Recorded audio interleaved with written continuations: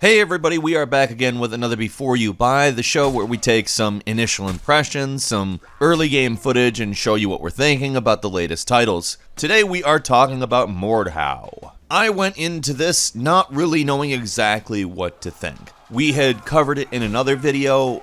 Basically, the idea of it, it's at its core basically a hack and slash game that's online multiplayer only, it's competitive, and it has an interesting melee combat system. For the most part, is among one of my favorite gaming experiences in the last year. This is really a good game. So, to start off, you will play a tutorial. The tutorial is fairly lengthy. It gives you an introduction to pretty much all of the battle mechanics, and more or less, when you do this, you're going to find exactly what you like and what you don't like. For me, all of the ground melee combat is fun as hell. I don't like bow and arrows, and I don't like riding on horses. I have a feeling the bow and arrow thing is due to my preference for just running at something with a sword, and I have a feeling that I don't like the horse riding because it's a little bit unpredictable. We can talk a bit more about that in just a moment. I kind of want to concentrate on what this game does well up front though. So I tried this game on both an Xbox controller and on mouse and keyboard. I did find that mouse and keyboard is basically the only way to play it and have access to every command.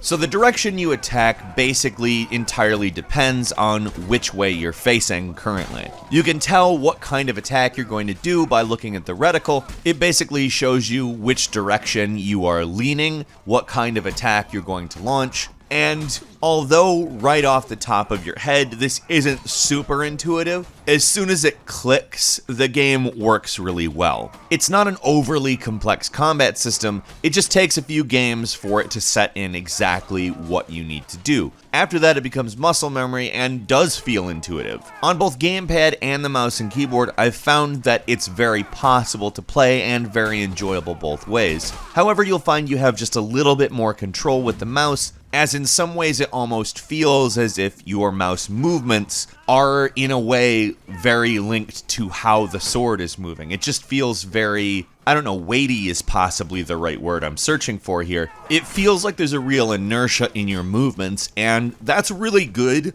because the way these battles play out, you more or less have to depend on a lot of instinct in order for a battle to go your way. Now, I am far from the best player at this game, and I don't have any reason to believe that's going to change anytime soon. However, I can take a couple of people on if I'm really feeling it, if I lean into it, so to speak. And I know that that sounds ridiculous, but people who have played this game will know exactly what I mean. The battle system is the correct balance of simple and complicated. It is somewhere in the middle. There are elements of it that seem very complicated, but if you can recall learning to ride a bike, it seemed almost mystical. You didn't understand it until you got it, and then it's riding a bike. It's one of the simplest things, and that's basically how it is for me. Although, since it is also like that for other people, there are people who have gotten a lot better than me. Personally, I don't feel disoriented playing this game, I don't feel confused, and I generally find that whether I'm doing well or doing badly, I'm still having fun, and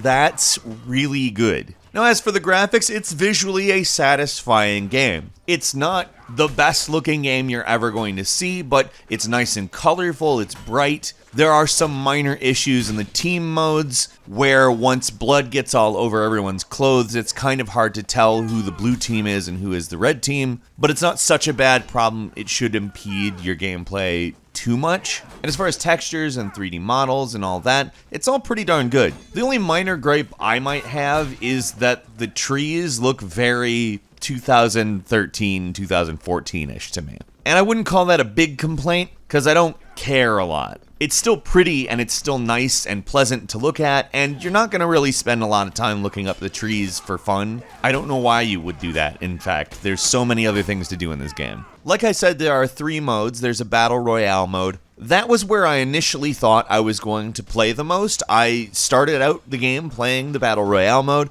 It's good. I like it. There's nothing wrong with it. It's certainly up there as far as Battle Royales go. Because let's just go ahead and say that there is not a lot of melee-oriented Battle Royale, and this is a system that weighs simplicity and skill in a way that I think will be very enticing towards a large range of players. However, for me, the real main event here is the Frontlines mode. I found myself just absolutely loving the hell out of this mode. If you've played Conquest mode in Battlefield, you basically know what you're getting. Or if you're somewhat like me and you played Star Wars Battlefront way back in the day, it's basically the command post style gameplay of that. You have a map, you have 5 camps, command posts, whatever, and the idea is you move forward and push a front line against the other command posts. Or camps, or stations, or whatever you want to call them. I really don't think it's relevant. The point is to capture them. These maps are just fantastically designed. You will find that people tend to like certain maps, though. I played this game for a long time, and I barely played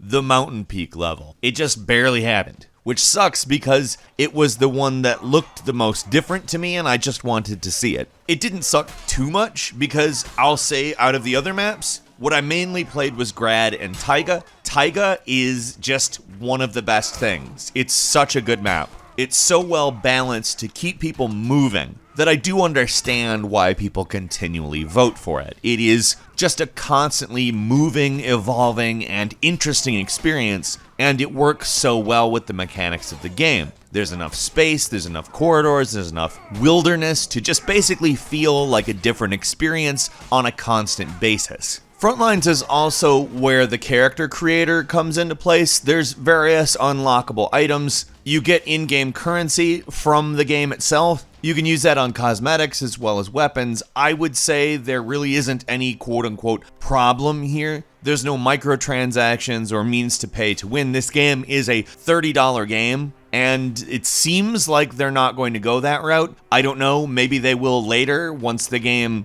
is no longer new. Maybe they'll reduce the price or even make it free and introduce microtransactions. I don't know, but the system they have set up here doesn't look like one that's really going to lead down a path of anything other than just kind of fun cosmetic changes in your character, which I like. There's also a wave/horde oriented mode, but I didn't really care very much about that. I honestly don't think a lot of people are going to play that mode. I think a lot of people are going to play the Battle Royale, and I think that once people try the Frontlines mode, that's probably going to be the premier mode. It's just a constant thrill. And I can think of very few multiplayer games that are on that level. I mean, there's a lot of games that throw tons of people at you, and it plays out in something that looks like Mordhau, a sort of crowded battlefield with chaotic stuff going on. But I think that that look is maybe even a little bit misleading. It is not as chaotic as it looks. It feels like you pretty much know what's going on all the time. And if you don't, it's probably because you made a mistake, which let me just go ahead and say you're gonna do.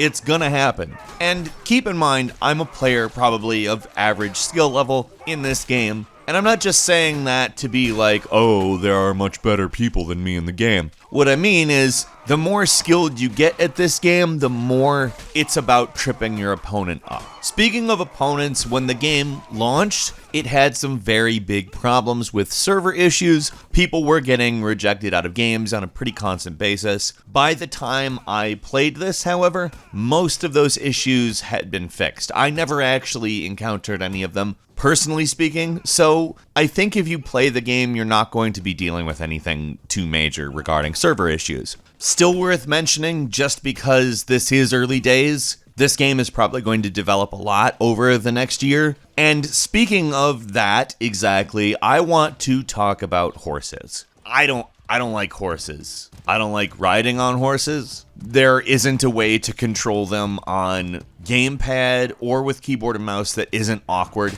because on a horse you're going to use a lance or another weapon and you aim that with the mouse, and then the horse basically takes on tank controls with WASD or the left joystick on the Xbox gamepad. It's not predictable, it's weird, it's strange, it doesn't work right. I don't know what they're going to do about this, because it's definitely a balancing thing that sends a lot of the game out of whack. But I'll also say this, there are some people who are good at the horses, and there are the vast majority of players which want nothing to do with the horses. So, are the horses something that are a problem to enjoying the game? In my opinion, not really. I think the game would be better without them. I would guess that there's probably some people who would disagree with that, but I would also guess that there are a lot of people, just from my experience in pretty much every match, that basically try to ignore the horses. Now, as for if you should buy this game, if you are interested in a melee combat game with some depth and